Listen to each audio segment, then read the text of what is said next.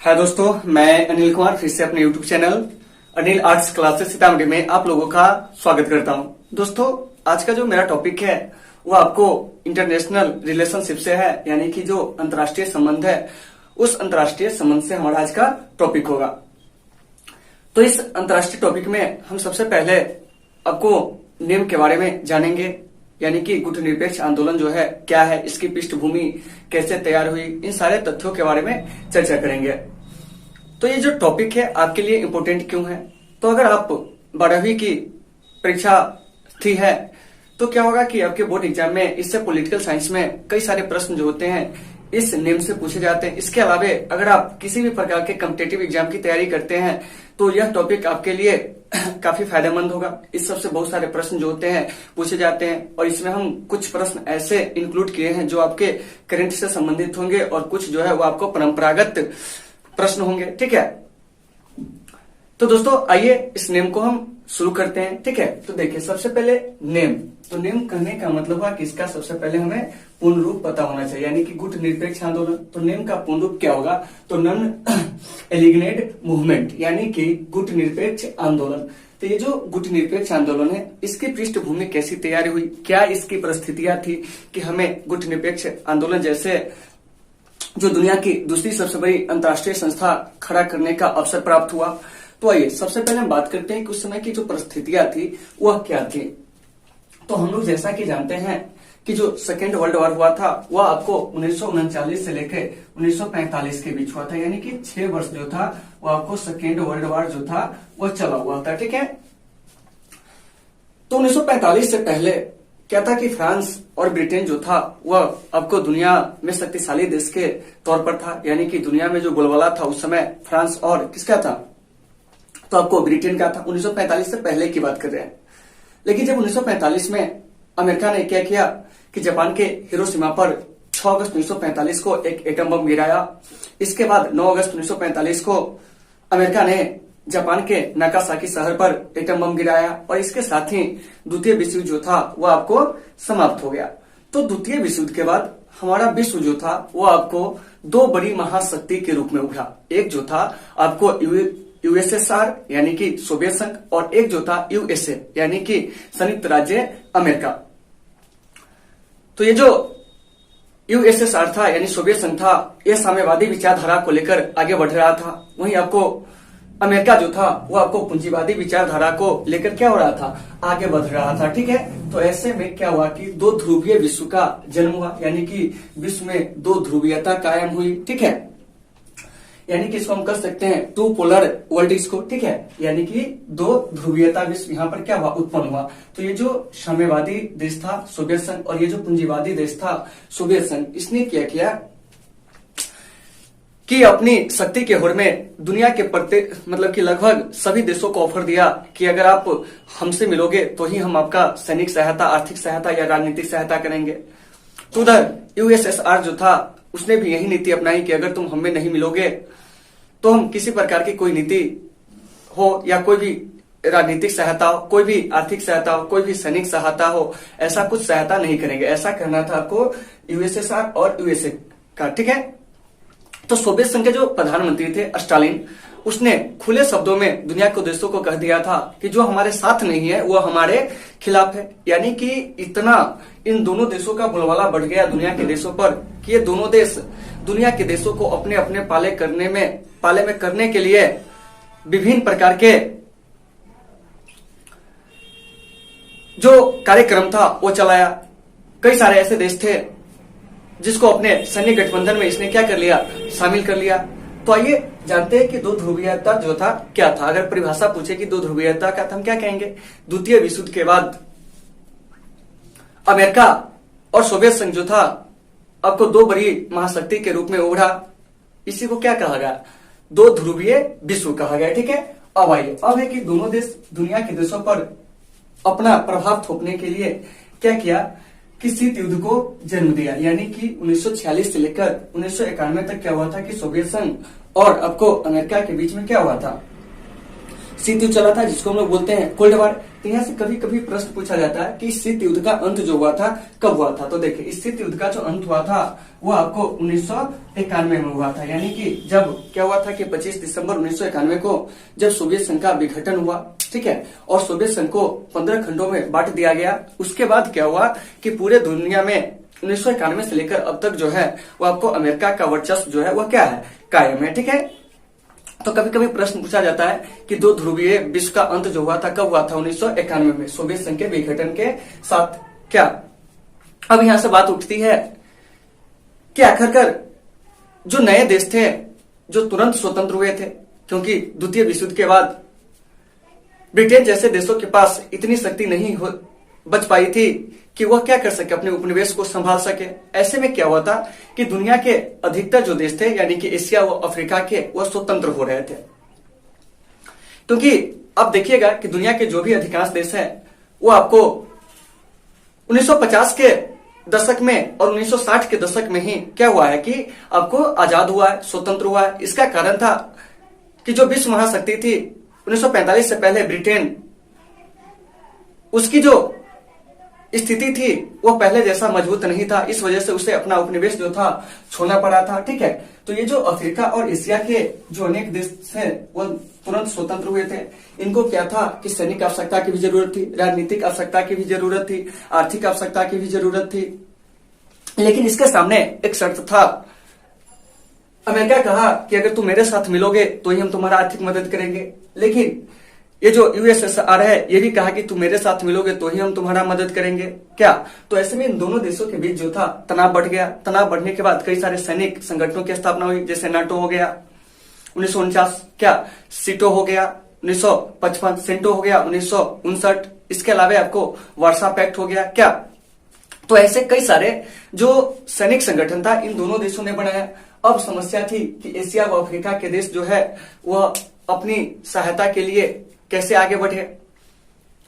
गुटनिरपेक्षता का शाब्दिक अर्थ क्या परिभाषित करे। तो इस गुटनिरपेक्षता को आगे बढ़ाने में जो अहम भूमिका निभाया था वह हमारे देश के प्रथम प्रधानमंत्री पंडित जवाहरलाल नेहरू ने। तो ये जो गुटनिरपेक्षता है इसका सबसे पहले हम अर्थ जानेंगे कि क्या होता है। देखिए, तो गुटों की राजनीति से दूर रहना मतलब नहीं हमको सोवियत संघ में रहना है, नहीं हमको क्या करना है, अमेरिका में रहना है। हम दुनिया के किसी भी गुट में क्या होंगे, शामिल नहीं होंगे, अलग रहेंगे। दूसरी बात, किसी भी गुट के साथ सैनिक संध्या नहीं करेंगे। यानी कि जो नाटो बना था, सीटो बना था, सेंटो बना था, अमेरिका के नेतृत्व में ऐसे सैनिक संध्या में हमें शामिल नहीं होना है।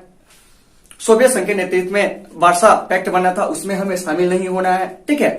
तो इसका दूसरा उद्देश्य था कि किसी भी गुट के साथ सैनिक संध्या न करना। इसके अलावा दोनों गुटों के साथ मैत्रीपूर्ण संबंध जो है वह विकसित करना, ठीक है।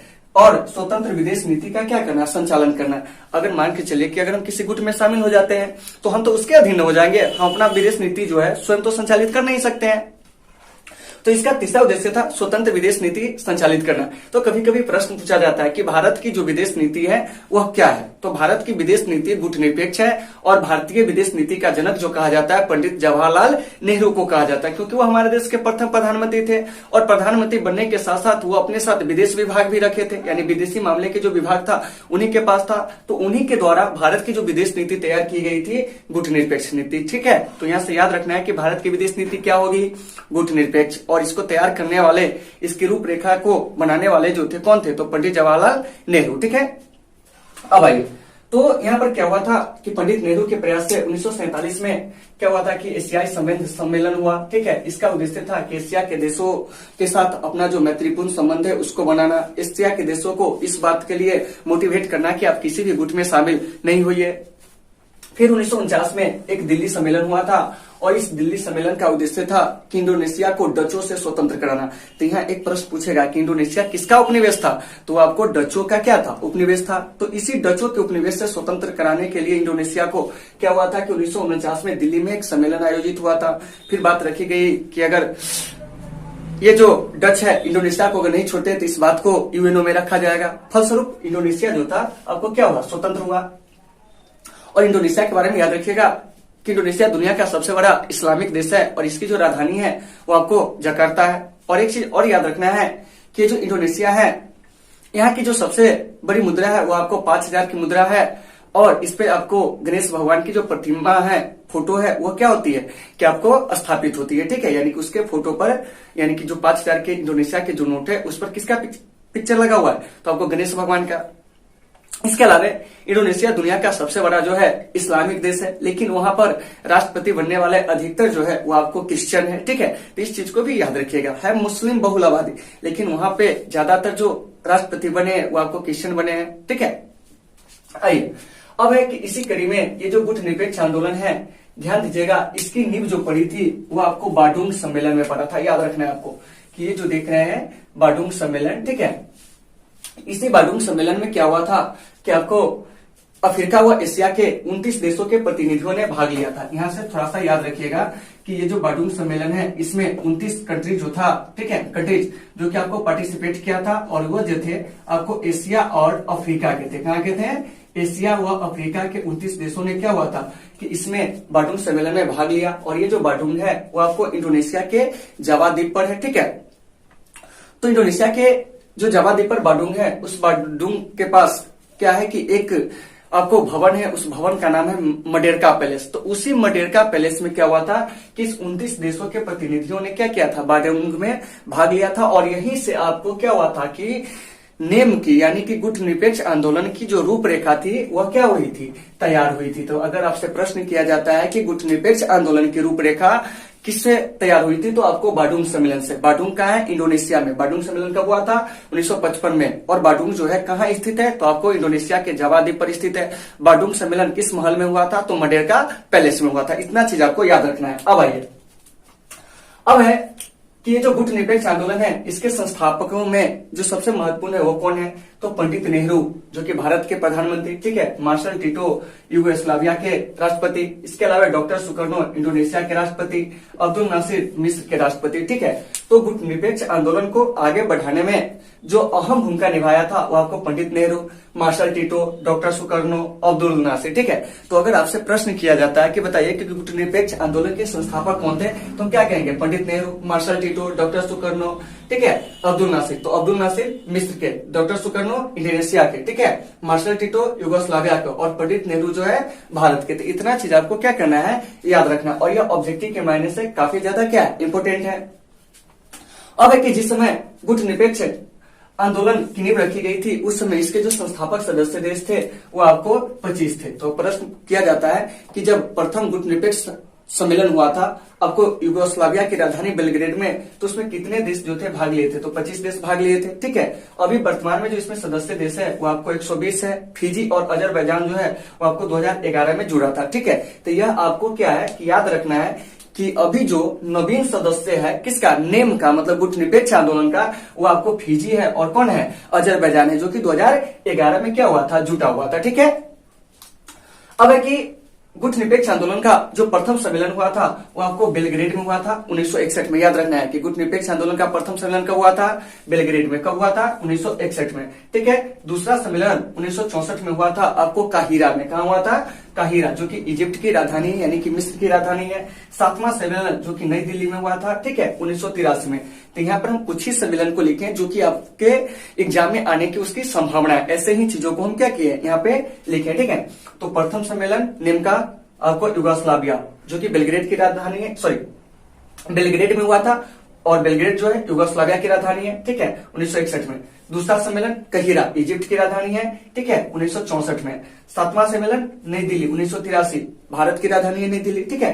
अब है कि 16वां सम्मेलन जो कि हाल के वर्षों में हुए सम्मेलन है, ठीक है। अगर आप कॉम्पिटेटिव एग्जाम की तैयारी करते हैं तो इसको जरूर देखिएगा, ठीक है, क्योंकि यह आपके लिए ज्यादा ही महत्वपूर्ण है, ठीक है। तो 16वां सम्मेलन जो हुआ था निम का, वो आपको तेहरान में हुआ था। तेहरान जो है ईरान की राजधानी है। 17वां सम्मेलन जो हुआ था 2016 में, यहाँ पर ध्यान दीजिएगा, ठीक है। ये जो 17वां सम्मेलन हुआ था 2016 में, वो आपको मार्गरेट द्वीप पर हुआ था, वेनेजुएला में। और इसमें भारत के तत्कालीन उपराष्ट्रपति जो थे डॉक्टर हामिद अंसारी जो थे वो क्या किए थे, भाग लिए थे, ठीक है। 18वां सम्मेलन जो हुआ था 2019 में आपको बाकू में, बाकू बोले तो अजरबैजान, और इसमें हमारे तत्कालीन राष्ट्रपति एम वेंकैया नायडू ने क्या किए थे, भाग लिए हुए थे। ठीक है, तो इस चीज को भी आपको क्या कहना है, याद रखना है। ठीक है, और ये जो बाकू है ये दुनिया में सबसे ज्यादा किस लिए प्रसिद्ध है, तो आपको रिफाइनरी के लिए, यानी कि जो ऑयल रिफाइनरी है उसके लिए बाकू जो है क्या किया जाता है, जाना जाता है। और अजरबैजान की राजधानी है बाकू। ठीक है, तो यहाँ से मेरे साथ थोड़ा सा रिकॉल कीजिए इसको कि प्रथम सम्मेलन जो हुआ था निम्न का कहा हुआ था 1961 में, कहा, तो आपको बेलग्रेड में, बेलग्रेड क्या है, युगोस्लाविया में। दूसरा सम्मेलन कहिरा, कहिरा जो है मिस्र में, यानी उसी को इजिप्ट भी बोलते हैं, 1964 में। ठीक है, सातवां सम्मेलन 1983 में। तो एक चीज याद रखिएगा कि नेम का जो प्रत्येक सम्मेलन होता है वो 3 वर्षों पर होता है, लेकिन अगर किसी देश में राजनीतिक अस्थिरता हो, किसी देश में कोई आर्थिक संकट हो, तो हो सकता है इसका समय जो होता है बढ़ जाता है। जैसे देखिए 16वां सम्मेलन जो था वो तो आपको 2012 में हुआ था, 17वां 2015 में होना था, लेकिन कब हुआ, 2016 में। ठीक है, तो वेनेजुएला में वैसे भी देखते हुएगा कि दुनिया में सबसे ज्यादा अभी जो अराजकता की स्थिति है वो आपको वेनेजुएला में है। ठीक है, क्योंकि उसकी जो पूरी अर्थव्यवस्था है वो आपको किस पर निर्भर था, क्रूड ऑयल पर, लेकिन क्रूड ऑयल का जो रेट है घट रहा है। दूसरी बात है कि कई सारे प्रतिबंध को वो झेल रहा है, जिस वजह से उसकी जो अर्थव्यवस्था है सब खराब हो चुकी है। ठीक है, तो 16वां सम्मेलन 2012 में आपको तेहरान में हुआ था, तेहरान जो है कहाँ है, ईरान में। 17वां सम्मेलन जो है 2016 में हुआ था, आपको कहा, मार्गेट द्वीप वेनेजुएला में, और वेनेजुएला की राजधानी क्या है, कराकस है। अभी यहाँ के राष्ट्रपति जो है निकोलस मादुरो है, याद रखिएगा। 18वां सम्मेलन 2019 जो कि बाकू में हुआ था, बाकू कहाँ है, अजरबैजान में। एक बार इधर से थोड़ा रिकॉल कर लीजिए, नेम के संस्थापक कौन है, पंडित नेहरू। ठीक है, Marshal Tito, doctor Sukarno, Abdul Nasser. ठीक है, और ये जो नेम है इसकी नींव कब पड़ी थी, तो आपको 1955 में बाडुंग सम्मेलन के द्वारा पड़ा था। तो दोस्तों मुझे उम्मीद है कि आपको ये टॉपिक समझ में आ गई होगी। अगर इस टॉपिक में कहीं से किसी प्रकार की कोई समस्या होती है तो आप हमें कमेंट करके बताएं, हम आपकी समस्या का हर संभव समाधान करने का प्रयास करेंगे। तो दोस्तों आज की इस क्लास को हम यहीं पे समाप्त करते हैं, फिर मिलते हैं आप लोगों से अगले क्लास में। जब तक के लिए आप सबों से सुविधा, take care all of you.